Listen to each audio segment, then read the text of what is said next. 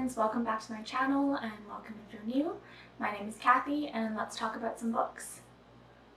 In this video I'll be sharing some great reads from Canadian authors. As well, I'll be going through some of the Canadian literature that is currently on my TBR list. So the video will be split into two parts. First I'll talk about my recommendations, so books that I have already read, and then for the second part we'll move on to books on my TBR list. Alright, let's get started. So the first book I wanted to recommend is The Handmaid's Tale by Margaret Atwood. Of course, I have to start off the list with this one by perhaps the most well-known Canadian author, Margaret Atwood. I'm sure most people know the premise of this book, but in case you don't, it is set in a dystopian society where women are reduced to basically baby-making machines. Atwood wrote it as a warning, which we can see now is pretty much very needed and unheeded. Think of this as a reminder for you to finally read the book if you haven't already. I think this is an especially relevant read now with what has been happening in the US. I myself have not yet watched the TV show, but I do want to get to it eventually. I just haven't really had the time to commit to starting that. I know once I start it, I'll probably want to binge it.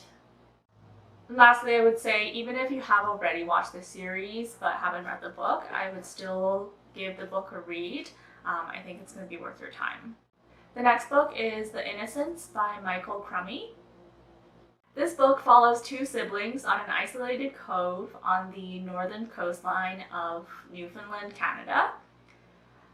And they become orphans pretty much at the beginning of the book. We follow them as they try to survive on their own against the harsh natural world which surrounds them. This was a very serious and thought-provoking read. There were some parts that I found, and I think most people would probably find uncomfortable to read. I can't say much else without spoiling the experience of the book, but I think the subject matter was dealt with in a thoughtful way, and it was done purposefully, I think, as well. And the book was still a rewarding experience. I think Crummey does a great job with depicting both the landscape and atmosphere of the bleak, desolate Newfoundland coast, as well as the thoughts and mental turbulences of the siblings. I think there are a few novels that I remember as having as much of an impact as this one did on me, so that's another reason I'm recommending this book. The next book I wanted to recommend is Fall on Your Knees by macdonald. This book chronicles 5 generations of the Piper family of Cape Breton, which is in Nova Scotia. To be perfectly honest, I don't remember all that much plot-wise from the book. I think I read it in grade 8 or 9, so like a decade ago, but I do remember how the book felt. I remember the experience of the book. I don't know if you guys have had this feeling before where you don't really remember the plot from a book, but it's still, you still have very strong memories tied to it, just not of the actual contents. This is another heartbreaking novel, very tragic. It covers the relationship between family members, between sisters, and deals with the impact of family secrets.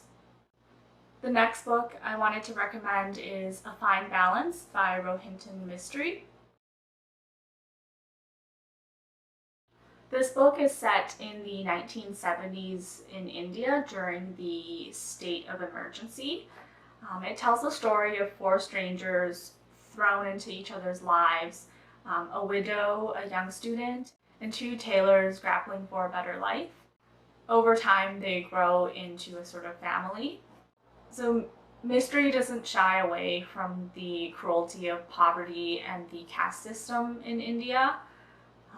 There are more than a few heart-wrenching moments. But overall, the sweeping narrative is filled with instances of the strength of the human spirit. I've read this twice already. First time in high school for class.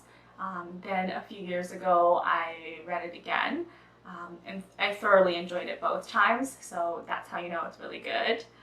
And even just talking about it now makes me want to read it again. The next book I wanted to recommend is Bellevue Square by Michael Redhill. This book left an impression because of how much I didn't understand it. I did read it a few years ago, so perhaps I'll give it another try and maybe get something more out of it. Okay, how do I even start describing this book? So in this psychological thriller, our protagonist, Jean Mason, has been told by people that she has a doppelganger, often seen in Kensington Market in Toronto.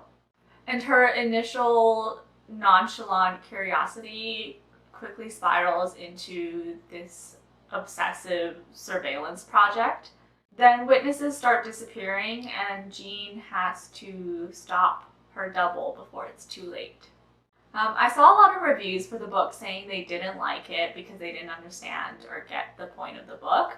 I'm here to say that I didn't get the book, but I still liked the experience. I still liked the book. I don't think that having everything laid out neatly and fitting into boxes is a requirement for a good book. We should be open to the experience of not fully getting everything, I think, especially in a first read through. I think the two words that I would use to describe how I felt after finishing this book would be awe and confusion. So I think that gives you a sense of what the book is like. So I really recommend this book if you're up for a challenge, especially if you're open to the idea of being a little perplexed and confused. Okay, then the last book I'm going to recommend today is Do Not Say We Have Nothing by Madeleine Thien.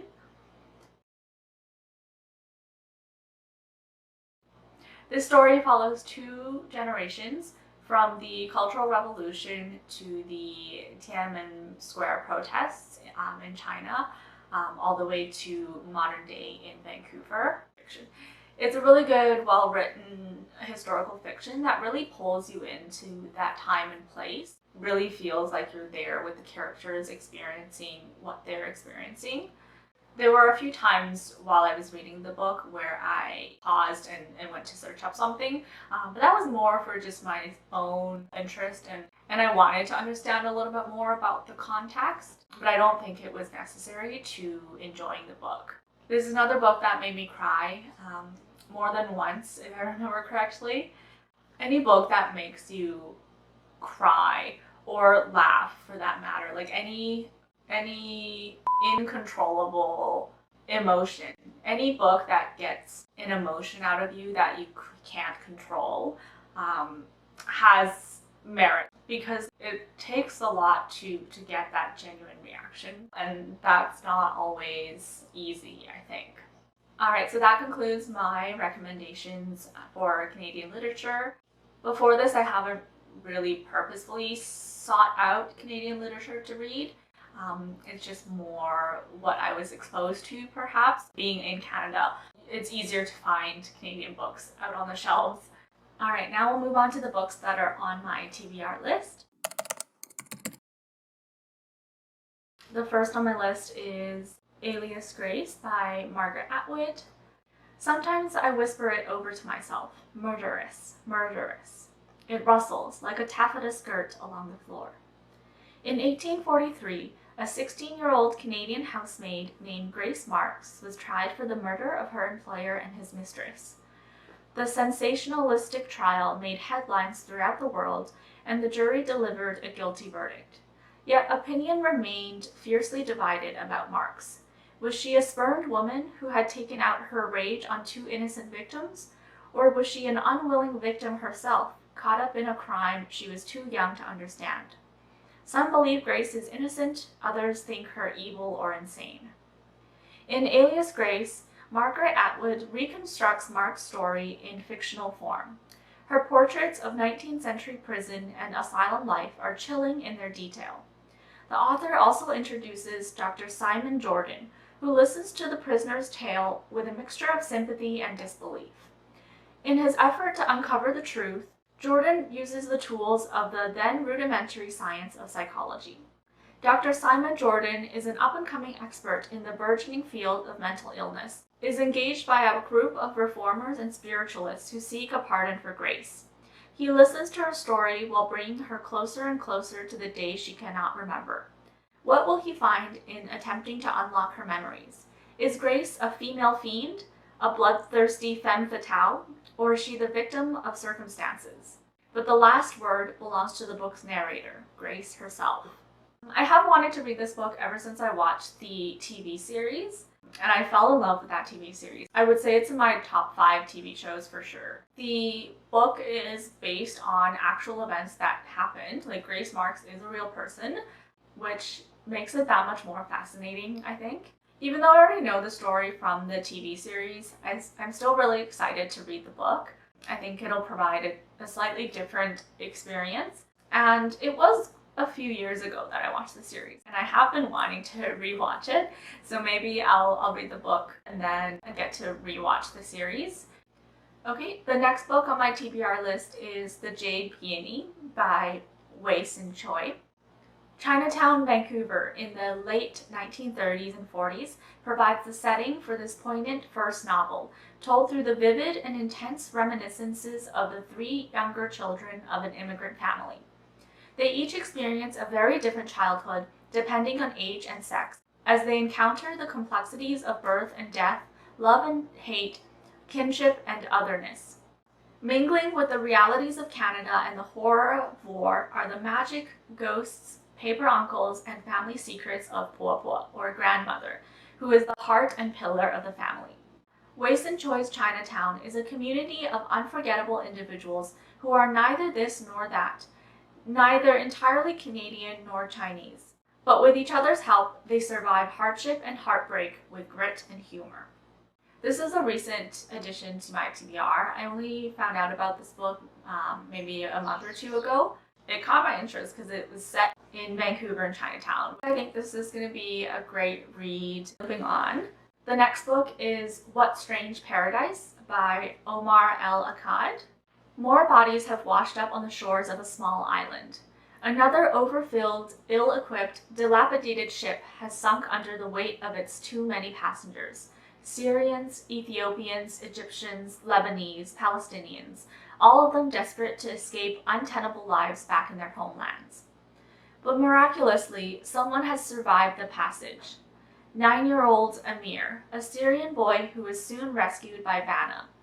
Vanna is a teenage girl who, despite being native to the island, experiences her own sense of homelessness in a place and among people she has come to disdain.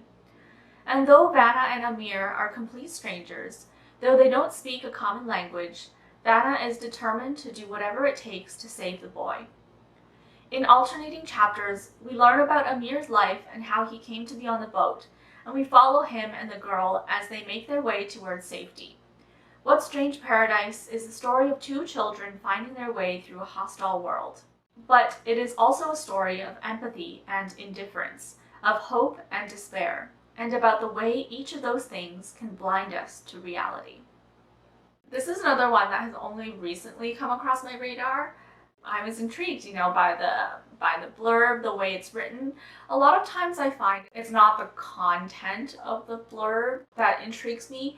It is how it is written. The way that the blurb is written is representative of how the book itself is written. Sure, some of it is the plot. It's an interesting premise, one that promises a lot of discussion and ponderings about the world, about values, about human phenomenon.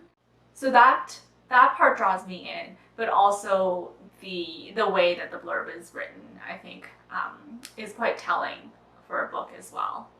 I really like the last part. It's a story about empathy and indifference, of hope and despair, and about how each of those things can blind us to reality, because that really is true. Despair can blind us to reality, but hope, on the other hand, can also make us see things that aren't actually there.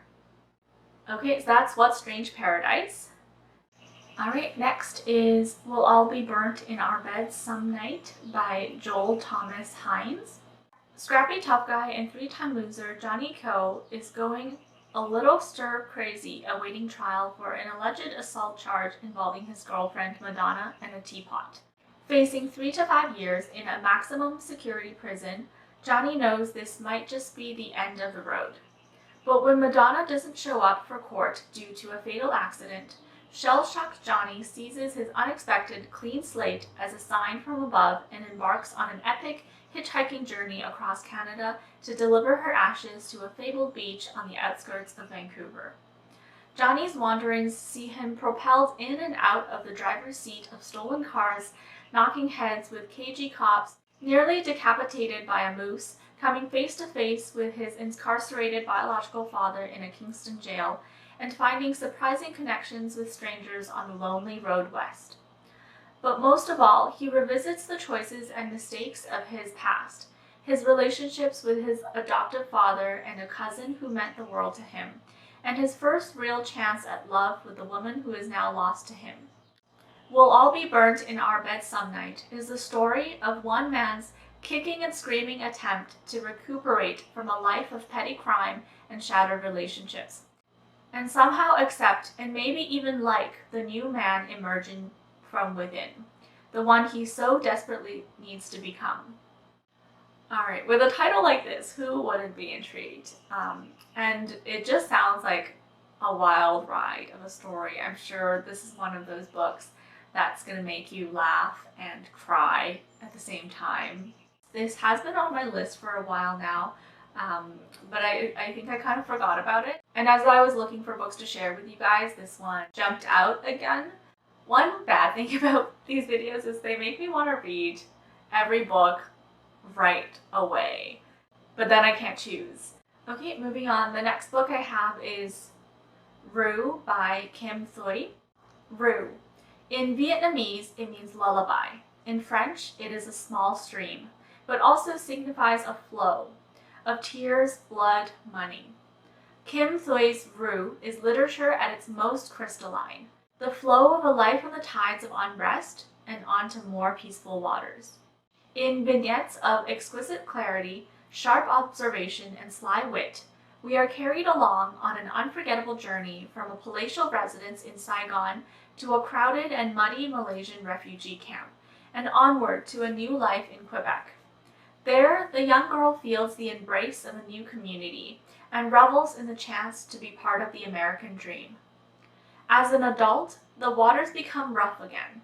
Now a mother of 2 sons, she must learn to shape her love around the younger boy's autism. Moving seamlessly from past to present, from history to memory and back again, Ru is a book that celebrates life in all its wonder, its moments of beauty and sensuality, brutality and sorrow, comfort and comedy. Again, from the blurb, this already sounds really amazing. The blurb is really well written, so I trust that the book is going to be too. I'm realizing now that I like generational sagas, these vast stories that follow multiple characters, multiple generations over a long period of time.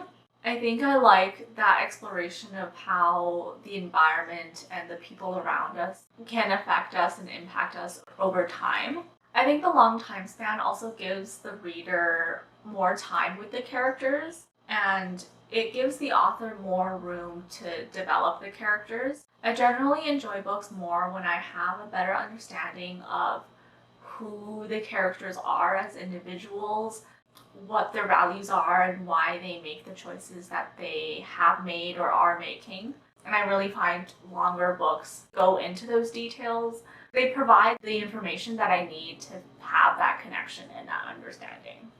Alright, so the last book that I'm going to share today is Indian Horse by Richard Wagamese. Saul Indian Horse has hit bottom. His last binge almost killed him, and now he's a reluctant resident in a treatment center for alcoholics, surrounded by people he's sure will never understand him. But Saul wants peace, and he grudgingly comes to see that he'll find it only through telling his story. With him, readers embark on a journey back through the life he's led as a northern Ojibwe, with all its joys and sorrows. With compassion and insight, author Richard Wagamese traces through his fictional characters the decline of a culture and a cultural way.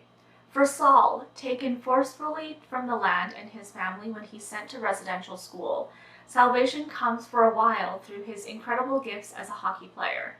But in the harsh realities of 1960s Canada, he battles obdurate racism and the spirit-destroying effects of cultural alienation and displacement.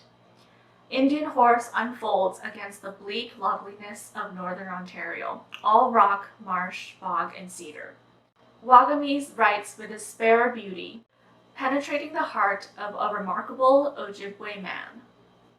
Oh, I already know that this is another one that's gonna make me cry. I don't know why I'm drawn to books that make me cry, okay? I don't. Maybe reading books is my outlet for sadness. Yeah, I think this is gonna be a really eye-opening read. I'm like I feel like I'm already tearing up just thinking about it. I hate that people have done these horrible things to one another and the idea that people can do these things to one another. But it's happened. So obviously people can. We are capable as humans of such horrors. And those who don't remember history are bound to repeat it, right? So it's important to read and know and feel. Even if it makes us feel awful, I think it's worthwhile and enriching to have that experience. Okay, I don't mean to end on such a sad and serious note, but those are all the books that I wanted to share with you guys in this video. I initially had wanted to get this up in time for Canada Day, but obviously that didn't pan out. But I still wanted to get this video up. I still wanted to share these books with you guys. I recommend all of these. Obviously I put them in the video. That's all the books I wanted to share with you guys today. If you've read any of these books, feel free to leave your comments down below. And if you have any other recommendations, leave those there as well. Thank you for watching, and I'll see you in the next video. Bye.